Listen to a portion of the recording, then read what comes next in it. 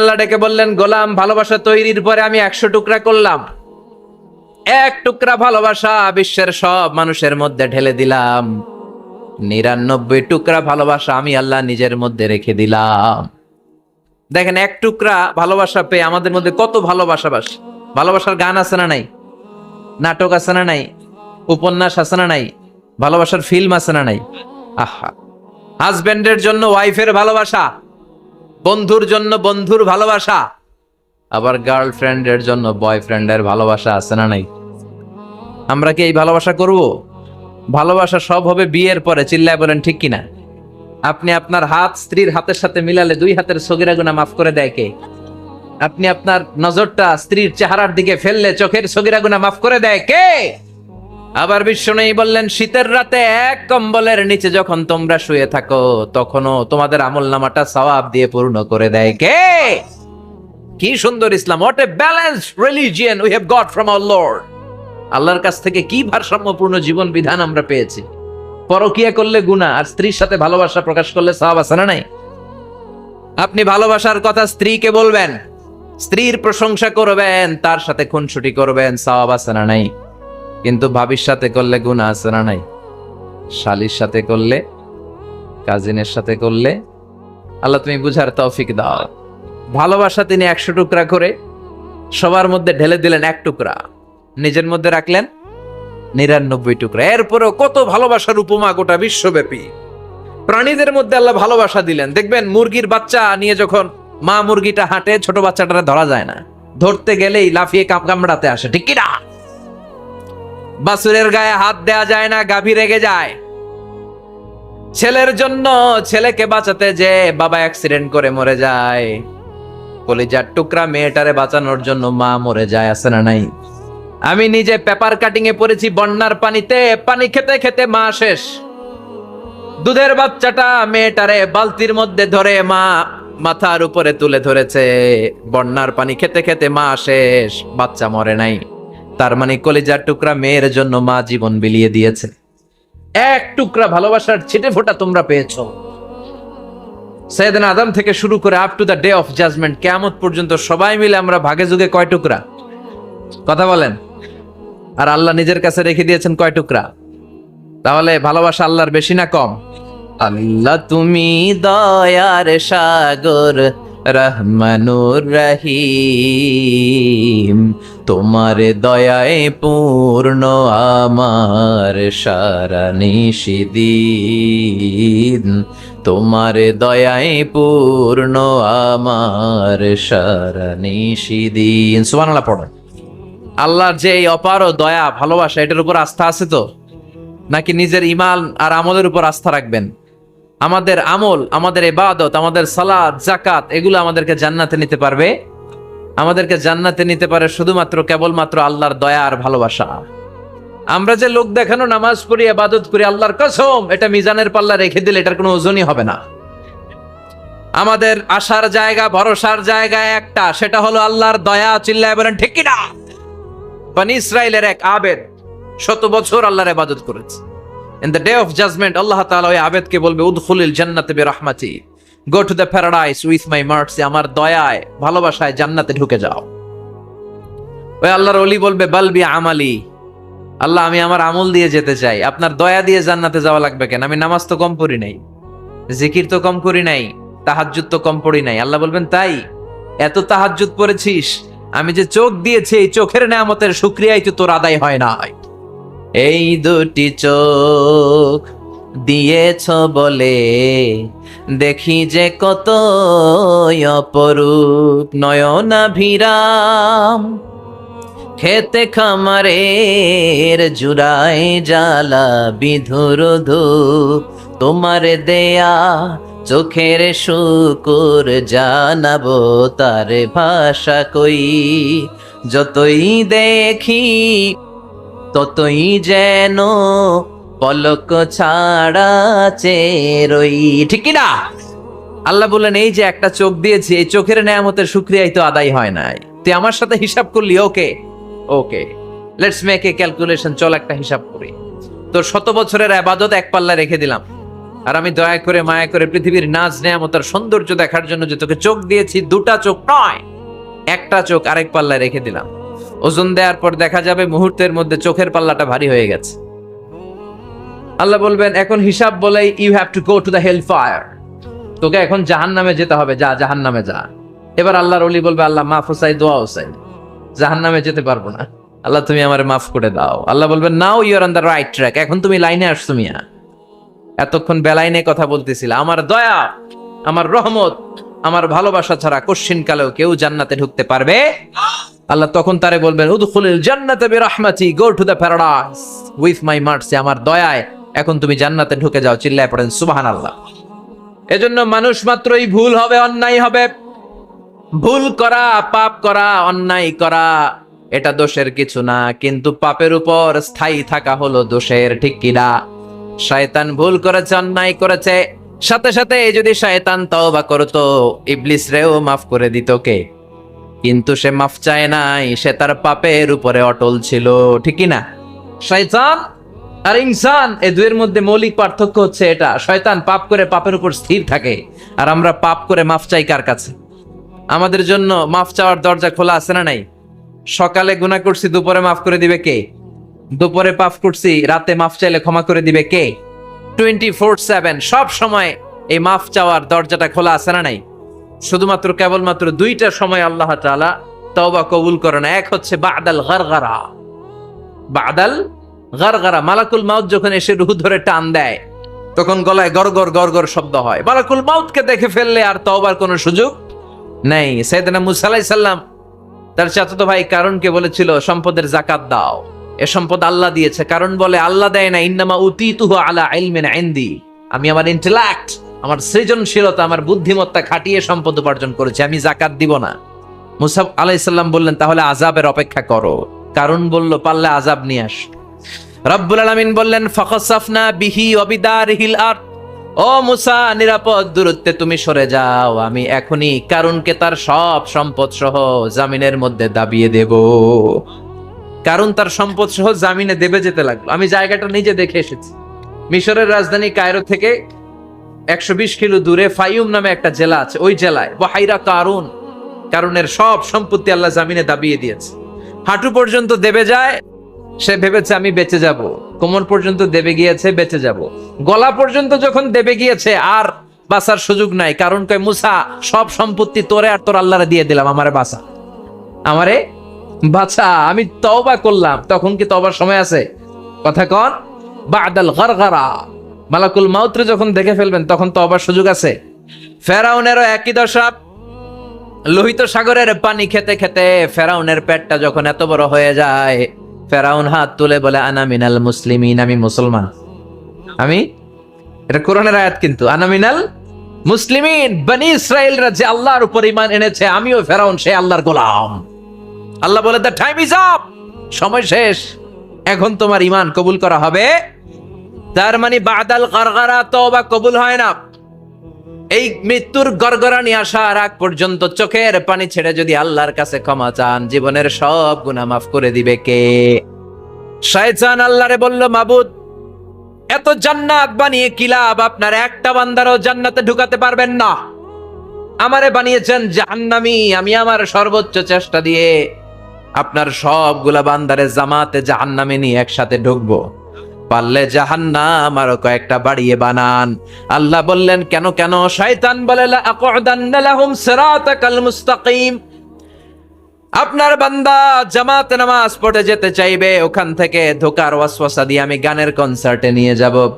তাফসীর মাহফিলে কোরআন শুনতে যেতে চাইবে, ধোকা দিয়ে আমি মদের আড্ডাখানায় নিয়ে যাব। ওয়ালা তাজিদু আকসারাহুম শাকিরিন, একটারেও জান্নাতে ঢুকাতে পারবেন না। চ্যালেঞ্জ দিলাম। আল্লাহ বলল শয়তান তুই আমারে চ্যালেঞ্জ দেস, আমি তো সব রাজার বড় রাজা, মহারাজা, আমার সাথে তো কেউ চ্যালেঞ্জ দিয়ে টিকতে পারে না। চিল্লা এখন ঠিক কিনা? শয়তান তুই চ্যালেঞ্জ দিলি, আমিও তোর চ্যালেঞ্জ নিলাম। ওয়া ইজ্জতি ওয়া জালালি ওয়া ইরতিফাই মাকানি, আমার ইজ্জতের কসম, আমার জালালিয়াতের কসম, আমার মহানত্বের কসম, আমার ক্ষমতা আর দাপটের কসম, আজীবন আমার বান্দা গুনাহ করবে, পাপ করবে, অন্যায় করবে, কোন এক তাফসীর মাহফিলে এসে চোখের পানি ছেড়ে যখন ক্ষমা চাইবে, আমি জীবনের সব গুনাহ মাফ করে দেব। আমি আমার বান্দার জীবনের সব গুনাহ মাফ করে দিয়ে জান্নাতে ঢুকায় দেব, তখন তুই কি করবি? লাগফিরান্না লাহুম মা দামু ইস্তাগফিরুনি, যতক্ষণ আমার বান্দা আমার কাছে ক্ষমা চাইবে আমি আমার বান্দার জীবনের সব গুনাহ মাফ করে দেব। সুবহানাল্লাহ পড়ে। এজন্য রাব্বুল আলামিন বলেন, ইয়া আইয়ুহাল্লাযীনা আমানু তুবু ইলাল্লাহি তাওবাতান নাসুহা, তওবার মতো তওবা করো। তওবার মতো তওবা করলে যত বড় অন্যায় হোক, পাপ হোক, গুনাহ হোক, সব গুনাহ মাফ করে দিতে পারে কে? সাইয়েদনা আদম আলাইহিস সালাম ভুল করলেন, শত শত বছর কাঁদলেন। আল্লাহ বললেন, ও আদম, কিছু বাক্য তোমার শিখিয়ে দে, এই বাক্য দিয়ে তুমি আমার কাছে তওবা করো, তোমার তওবা কবুল করে নেব। সাইয়েদনা আদম বললেন, রব্বানা, পড়েন, রব্বানা যালামনা আনফুসানা ওয়া ইল্লাম তাগফির লানা ওয়া তারহামনা লানাকুনান্না মিনাল খাসিরিন। ও আল্লাহ, আমি জুলুম করেছি নফসের উপর, ভুল করেছি, অন্যায় করেছি, অপরাধ করেছি, আপনি যদি ক্ষমা না করেন আমি শেষ হয়ে যাব। লানাকুনান্না মিনাল খাসিরিন, আমি ক্ষতিগ্রস্তদের মধ্যে শামিল হয়ে যাব। ঠিক কি না? এই আয়াত দিয়ে, এই দোয়া দিয়ে যখন সাইয়েদনা আদম তাওবা করলেন, মুহূর্তেই তাওবা কবুল করে নিয়েছে কে? আমরাও যদি পাপ করি, অন্যায় করি, আমাদেরও পাপগুলো মোচন করার একজন আছে না নাই? তিনি গাফিরিয যাম কাবিলিত তাওব, ওনার কাজই হচ্ছে গুনাহ মাফ করা। শয়তানের কাজ ওয়াসওয়াসা দেওয়া, আমাদের কাজ পাপ করা, ওনার কাজ মাফ করা। আল্লাহ ডেকে বলে, গোলাম, তোরা যদি পাপ না করতি আর বারবার মাফ না চাইতি, তাহলে তোদেরকে ধ্বংস করে দিয়ে জমিনের বুকে এমন একটা জাতি আমি বানাতাম যারা পাপ করতো আর মাফ চাইতো, আর আমি মাফ করতাম। সুবহানাল্লাহ পড়েন। মাফ করতে আল্লাহর বড্ড ভাল লাগে, চোখের পানি দেখতে আল্লাহর বড্ড ভাল লাগে, কায়মনো বাক্যে কেউ দোয়া করছে এই দৃশ্য দেখতে আল্লাহর ভালো লাগে, চিল্লায় বলেন সুবহানাল্লাহ। এজন্য পাপ আমাদের যত বড় হোক, আমাদের জন্য মাফ আছে না নাই? দুইটা সময়ে তাওবা কবুল হয় না। এক নাম্বার হলো বাদাল গারগারা, মালাকুল মাউতকে দেখে ফেলেছেন, রূহ ধরে টান দিবে, তখন তাওবা করলে কবুল হবে। আরেকটা হচ্ছে বাদা তুলুই শামসি মিন মাগরিবিহা, কিয়ামতের আগ দিয়ে সূর্য আর পূর্ব দিক থেকে উদিত হবে না, এটা পশ্চিম দিক থেকে উদিত হবে, তখন তওবা করলে কবুল হবে। তখন তওবার দরজাকে বন্ধ করে দিয়েছে কে? এজন্য আমরা যে কোনো পাপই করি না কেন, পাপ হয়েই যেতে পারে, আশা হারানোর কারণ নাই। Never lose hope, never give up. মুমিন কখনো আশা হারায় না, মুমিন কখনো নিরাশ হয় না। মুমিনের আশা ভরসা একটা সত্তার উপরে, চিৎকার করে বলতে হবে তিনি কে? এজন্য পাপ হওয়ার সাথে সাথে আমরা তওবা করব কার কাছে? বিশ্বনবী বললেন, কিছু কিছু কাজ আছে এগুলো হয়ে যাওয়ার পরে দেরি করা যায় না। এক নম্বরে নামাজের ওয়াক্ত হলে দেরি করা যায় না, ঠিক কিনা? সালাতে কায়েম করো, সালাতে কায়েম করো, হবে সম্মানী তুমি, হবে জান্নাতি তুমি, হবে সম্মানী তুমি, হবে জান্নাতি তুমি, দিবে কাল হাসরে শীতল ছায়া আরো সে আজিম, রব্বিয়াল আলা, রব্বিয়াল আযীম, রব্বিয়াল আলা, রব্বিয়াল আযীম। সুবহানাল্লাহ পড়েন। নামাজের সময় হওয়া মাত্র দেরি নাই, তাজহিজুল মাইয়িত, মারা গেলে লাশ রেখে দেয়া যায় না, তাড়াতাড়ি দাফন করে দাও। নামাজের সময় হলে নামাজ পড়ো, দেরি করো না। মানুষ মারা গেলে দাফন করতে দেরি করো না। বান্দা যদি পাপ করে ফেলে তওবা করতে দেরি করো। এজন্য পাপ করার সাথে সাথে তওবা করার দরকার আছে না নাই? এখন তওবা যে করব, কোন সিস্টেমে করব? কোন সিস্টেমে?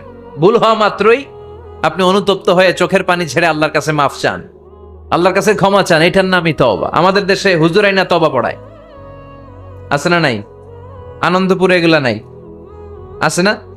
কয় ইমাম সাহেবরে নিয়ে আয়, খতিব সাহেবরে নিয়ে আয়, হাফেজ সাহেব হুজুরে নিয়ে আয়, তওবা পড়া। না, তওবা পড়ানো লাগে না, আপনার নিজের তওবা আপনি নিজেই পড়বেন। আপনি অনুতপ্ত হয়ে চোখের পানি ছেড়ে আপনার আল্লাহরে ডাক দেন, ডাক দেয়া মাত্র তিনি সাড়া দিবে, চিল্লায় বলেন ঠিক কি না? ওলামা একরামরা তওবার 5টা শর্ত আরোপ করেছে। এই 5টা শর্তের আলোকে যদি তওবা করেন, মুহূর্তের মধ্যেই তওবা কবুল করে নিবে কে? 1 নাম্বার শর্ত হচ্ছে আল ইকরা, acknowledgement. You have to acknowledge that you are the great sinner in the world, এই পৃথিবীর সবচেয়ে বড় পাপী। 5টা শর্তের 1 নাম্বার হচ্ছে আপনি স্বীকার জান, আল্লাহ আমার চেয়ে বড় পাপী, আকাশের নিচে জমিনের উপরে দ্বিতীয়টা নাই। এমন কোনো পাপ নাই যে আমি করি নাই, আমার চেয়ে নাদান, আমার চেয়ে পিশাচ, আমার চেয়ে বড় পাপী দ্বিতীয়টা কেউ। অ্যাকনোলেজ ইউর সিন, আপনি আপনার পাপগুলো স্বীকার করেন, নাম্বার 1। নাম্বার 2, আন্নাদাম, repentance. You have to be repentant for what you have committed from sins. যে পাপ করেছেন এই পাপের জন্য আপনি লজ্জিত হন। আপনি নিজেকে আল্লাহর কাছে ছোট করে পেশ করেন, আল্লাহরে ডেকে বলেন, আল্লাহ আমি আপনার গোলাম, গোলামের ঘরের গোলাম, বান্দির ঘরের গোলাম, আমারে মাফ করে দেন, আমি লজ্জিত, আমি অনুতপ্ত। তাহলে 1 নম্বর শর্ত আপনি ঘোষণা দেন যে আপনি পাপ করেছেন। 2 নম্বর শর্ত আপনাকে অনুতপ্ত হতে হবে যে আল্লাহ আমি পাপ করে ফেলেছি। 3 number, you have to stop what you have committed. যে পাপ আপনি শুরু করেছেন এটা বন্ধ করে দেন। আপনি সুদের জন্য সুদ খাইছেন, আল্লাহর কাছে তওবা করলেন, আবার সুদ খাওয়া চালিয়েও যাচ্ছেন, এই তওবা কবুল হবে? সুদ খাওয়া আগে বন্ধ করেন। আপনি ঘুষ খেয়েছেন, এই ঘুষ খাওয়ার কারণে আপনি আল্লাহর কাছে তওবা করলেন, কিন্তু ঘুষ খেয়েই যাচ্ছেন, এই তওবা কবুল হবে? 3 নাম্বার হচ্ছে you have to stop what you have committed. আপনি যেই পাপ করেছেন এটাকে বন্ধ করেন। 4 নাম্বার শর্ত, you have to hate what you have committed. আপনি যেই পাপটা করেছেন এটাকে মন থেকে ঘৃণা করেন, ওইটারে মন থেকে ঘৃণা করতে হবে। 5 নাম্বার শর্ত হচ্ছে you have to determine that you never repeat this sin again. আল্লাহর কাছে ওয়াদা দেন, কমিটমেন্ট দেন যে আল্লাহ পারতপক্ষে আমার জীবনে আর এই কাজটা করব। এই 5টা শর্তের আলোকে তওবা করলে কবুল করবে কে? 1 নম্বরে স্বীকার জান আল্লাহ আমি পাপী, 2 নম্বরে অনুতপ্ত হন, 3 নম্বরে পাপ কাজটা বন্ধ করে দেন, 4 নম্বরে ওই পাপ কাজটাকে মন থেকে ঘৃণা করেন, 5 নম্বরে আল্লাহর কাছে ওয়াদা দেন আর জীবনেও এই পাপ করব না। এই 5টা শর্তের আলোকে যদি তওবা করেন আপনার তওবা কবুল করে নিবে কে?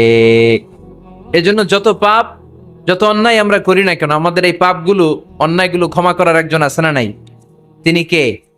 এজন্য সব সময় তওবা করতে রাজি আছেন তো? প্রতিদিন শত শতবার তওবা করতে রাজি আছেন?